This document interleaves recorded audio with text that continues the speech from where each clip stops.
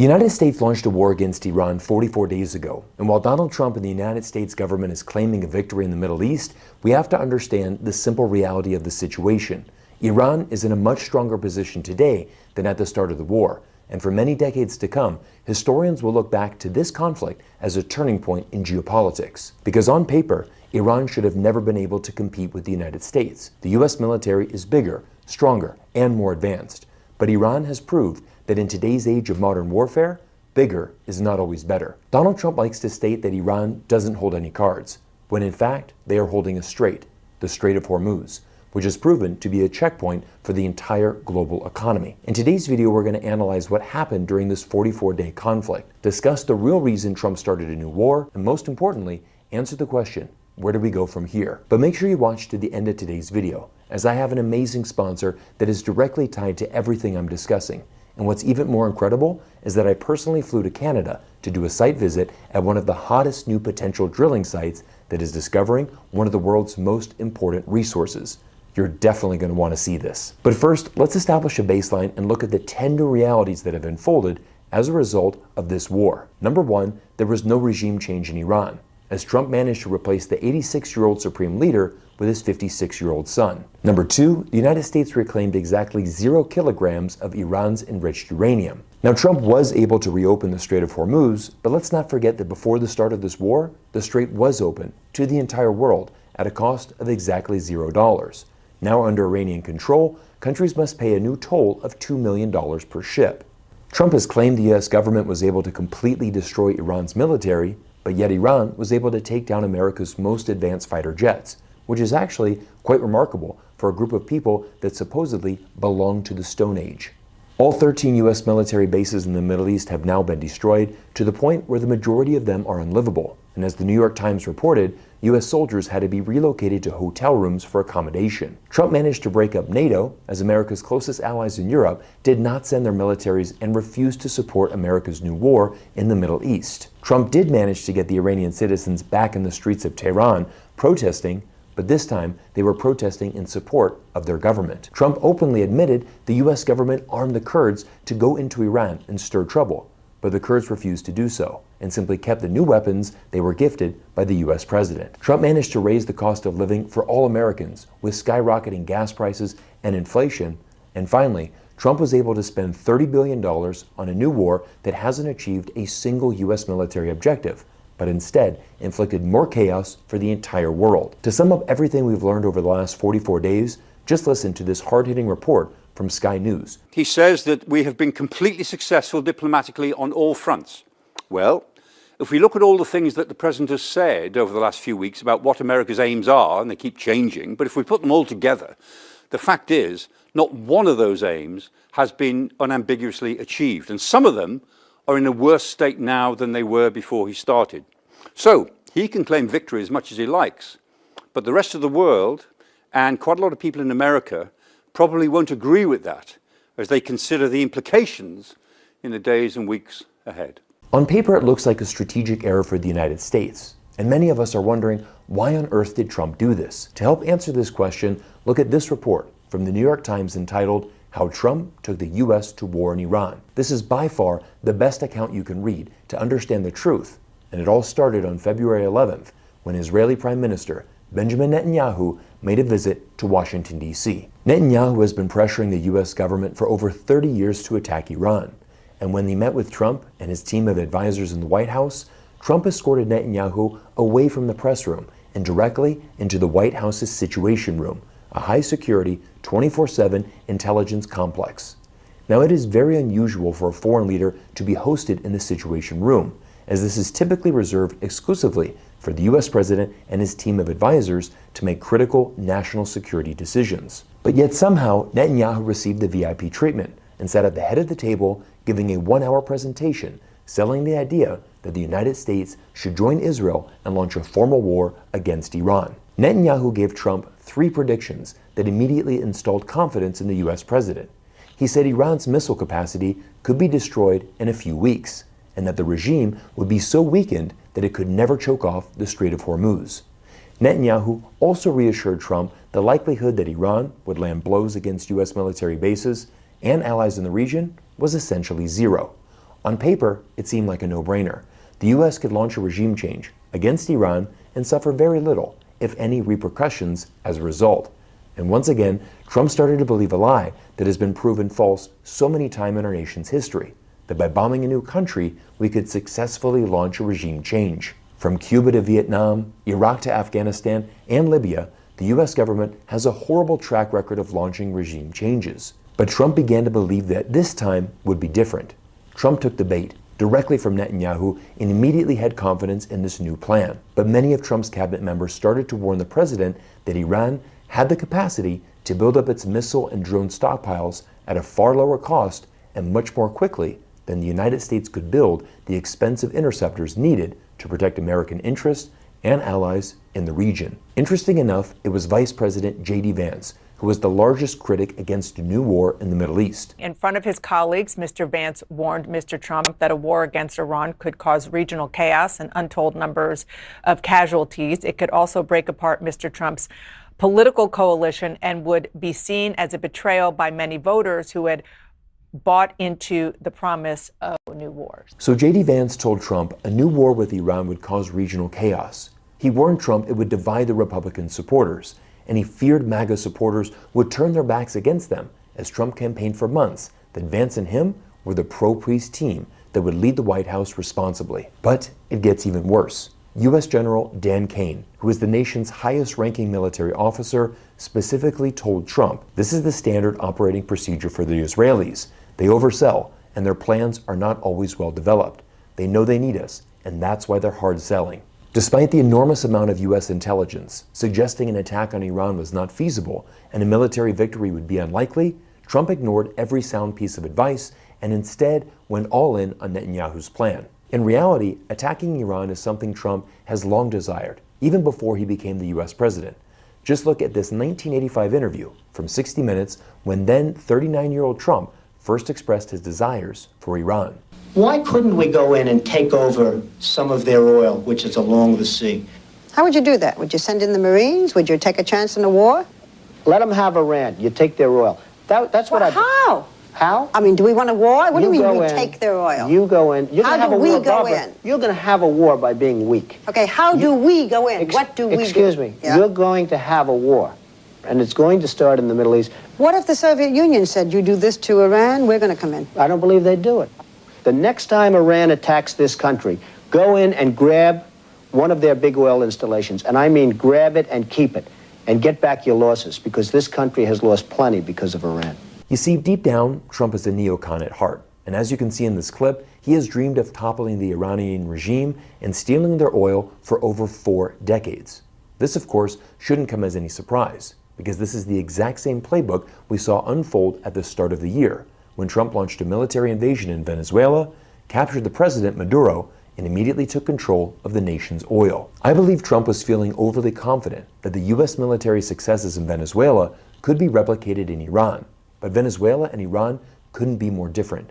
Iran is twice the size of Venezuela, home to 93 million people, and unlike Venezuela, Iran is fighting for their survival. But while U.S. and Iranian officials meet in Pakistan this weekend to discuss a potential peace talk, I think the cold hard truth is that this conflict in the Middle East is just beginning. Trump has stated that he will use Iran's 10-point plan as a basis for peace talks, and Iran has now come out with 4 red lines to establish peace in the region. Number 1, authority over the Strait of Hormuz.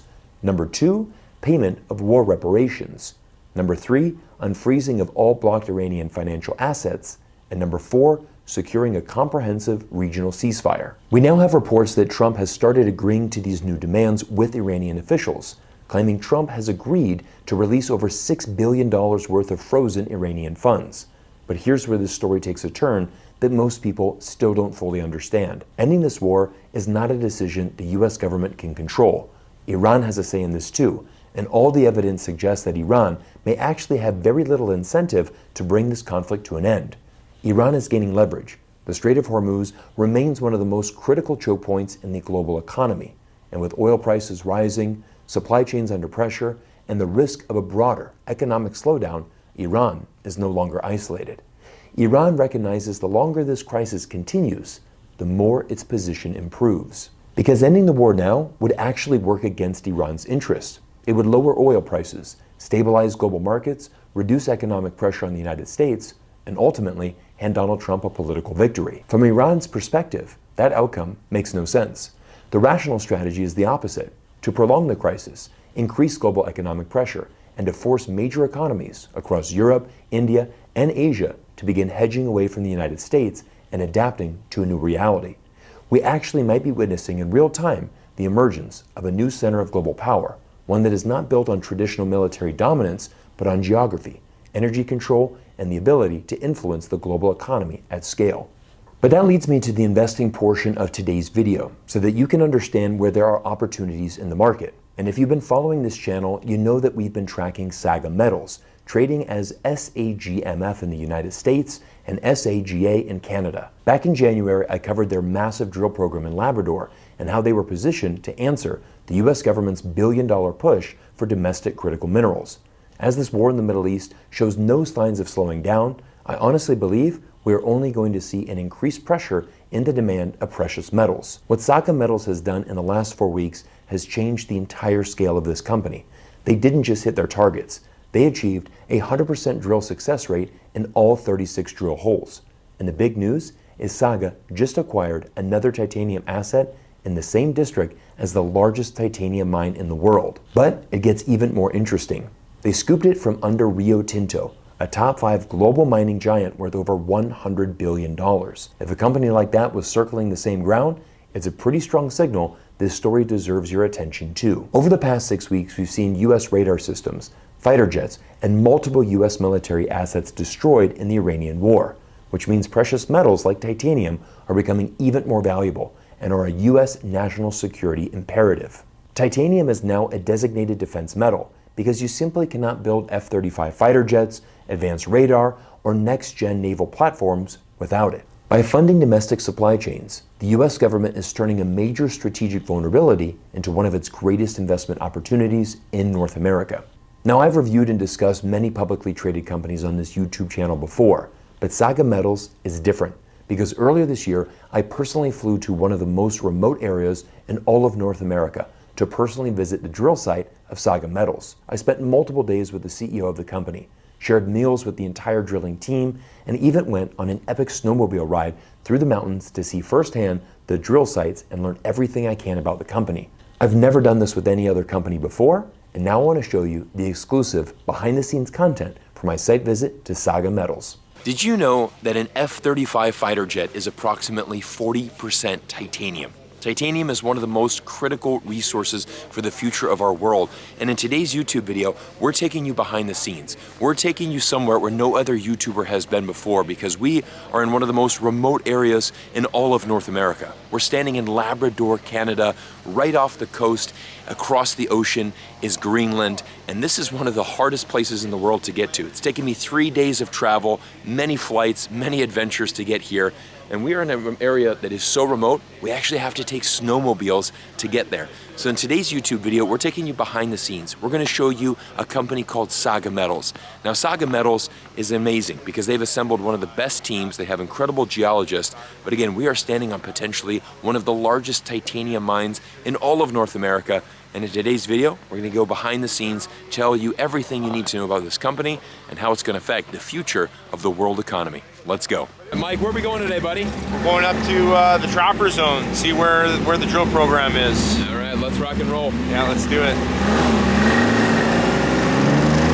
So guys, we're here at the top of that mountain is the NORAD radar warning station.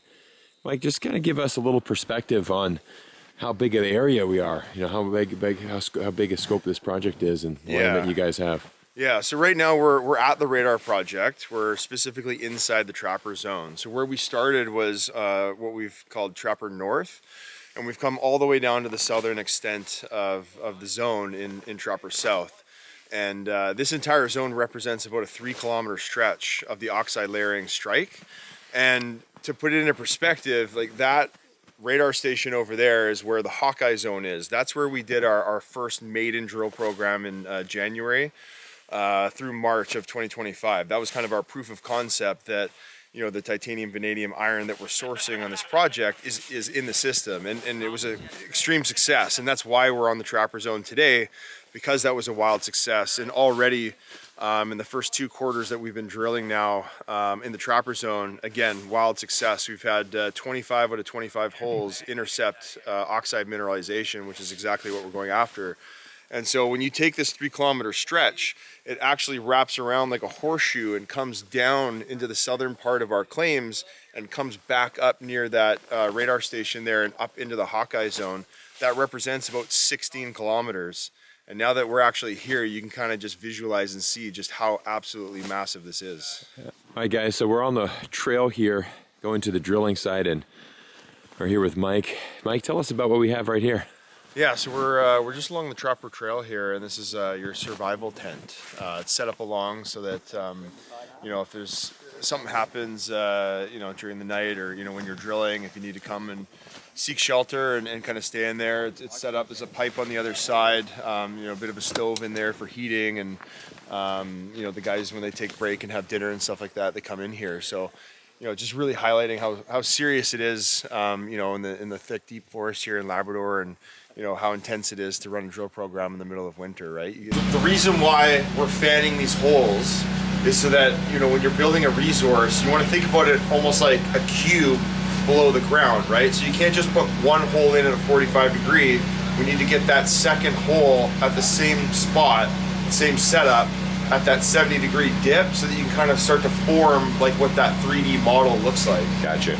Yeah. Fantastic. And so where we are right now is we're on hole number 30, so R-0030. Essentially, this pad is on the southernmost extent of Trapper South. Okay, and so what we've done so far here, what Parker has done, is he's pulled out the core for the first 23 meters. So we're not quite in the zone yet, but this is kind of your host rock gabbro-norite that you're seeing here. And probably about another 30 meters or so, we'll start to get into the magnetite zone, where you know, you'll find your titanium, vanadium, and iron in the system. We write RDS 00 and then our hole number, our box number. Well, every time we get a full box here, we'll put a lid on it, wrap it up, take it out there. So next time we drill a run here, we finish filling up this box, fill up this row here, come into this row, your box will line up, and we'll wrap this box, put it inside, and get ready for the next run. Fantastic. So we're on top of Trapper North right now. This is the start of the 3-kilometer trend. When we get to the drill in Trapper South, that's on the last pad at the most southerly drill pad. If this proves to have potential, is this the part that you said could prove to be one of the biggest titanium, in your opinion? If you can prove that this is a 3-kilometer trend of thick oxide layering, it would be very competitive as one of the top in North America. Unreal. Oh, fantastic. Everyone, I hope you enjoyed this behind-the-scenes look into my visit to SAGA Metals. And if there is one message I want to leave you with, it's that this is more than a resource story. It's geopolitics. The Pentagon is actively funding domestic supply chains for the exact minerals SAGA has in the ground. This isn't wishful thinking. It's a White House directive. And SAGA isn't sitting still. They're systematically assembling what's shaping up to be a massive North American titanium district with the potential for one of the largest discoveries the region has ever seen. SAGA Metals is a company I'm watching very closely. And if you want to learn more about this critical mineral story, check out the link in the description below. A special thanks to SAGA Metals for making today's video possible, and a special thank you to all of our viewers who support our work here on YouTube.